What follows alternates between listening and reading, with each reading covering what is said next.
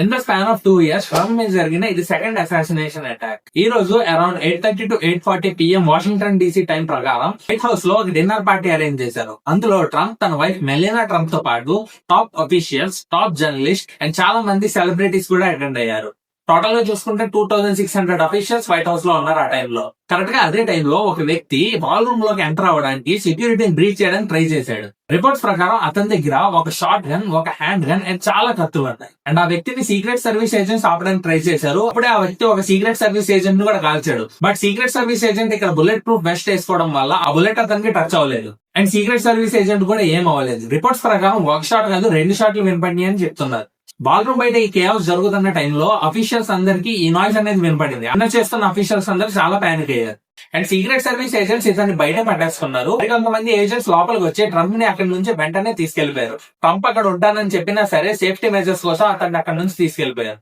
Vice president JD Vance and Melania Trump ని కూడా అక్కడ ఉన్న సెక్యూరిటీ ఎవాక్యుయేట్ చేసింది. వెంటనే ఆ లొకేషన్ కి రైఫల్స్ తో ఆర్మీ టాక్టికల్ ఆఫీసర్స్ కూడా చేరిపోయారు.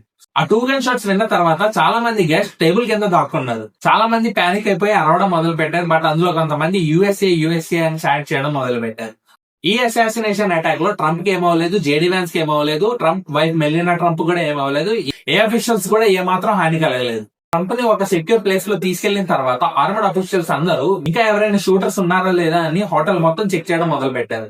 బట్ వాళ్ళకి వేరే షూటర్ ఎవడు కనపడలేదు. ఇతను అక్కడే సోలోగా హ్యాండిల్ చేస్తున్నాడని తెలిసింది. ట్రంప్ అతన్ని అఫీషియల్ గా లోన్ వోల్ఫ్ బ్యాక్ జాబ్ అని పిలిచాడు. సస్పెక్టెడ్ షూటర్ పేరు కోల్ థామస్ ఎలాన్. ఇతను 31 years ఓల్డ్ అండ్ ఇతను కాలిఫోర్నియాకి చెందిన వ్యక్తి. ఫస్ట్ లో చెప్పినట్టు సెక్యూరిటీ ఆఫీసర్ ని కాల్చగానే ఇతన్ని కస్టడీలోకి తీసుకున్నారు అండ్ హాస్పిటల్ కి తరలించారు. ఈవెన్ దో అతనికి ఏం అవ్వకపోయినా సరే అతన్ని హాస్పిటల్ కి తీసుకెళ్లారు. ప్రస్తుతానికి FBI ఎటువంటి స్టేట్మెంట్ ని రిలీజ్ చేయలేదు. ఈ అసాసినేషన్ అటెంప్ట్ ట్రంప్ మీద లేకపోతే ఇంకెవరి మీద అన్నా ఇప్పటికీ క్లారిటీ లేదు. ప్రస్తుతానికి ఇతని మీద ఇన్వెస్టిగేషన్ జరిగే అవకాశం ఉంది. ఇతని మోటివ్ ఏంటి, ఎక్కడి నుంచి వచ్చాడు, ఎంతమంది ఆపరేట్ చేస్తున్నారు, అన్ని విషయాలు అడిగే అవకాశం ఉంది. ఈ అప్డేట్స్ అన్ని కూడా మీకు నేను ఇస్తూనే ఉంటాను. ఛానల్ ని సబ్స్క్రైబ్ చేసుకోండి. ఈ ఈవెంట్ జరిగిన 1 or 2 hours తర్వాత ట్రంప్ అఫీషియల్ గా ప్రెస్ కాన్ఫరెన్స్ నిర్వహించారు. అందులో ఆయన ఈ డిన్నర్ పార్టీని మళ్ళీ 30 days తర్వాత అరేంజ్ చేయబోతున్నామని చెప్పారు.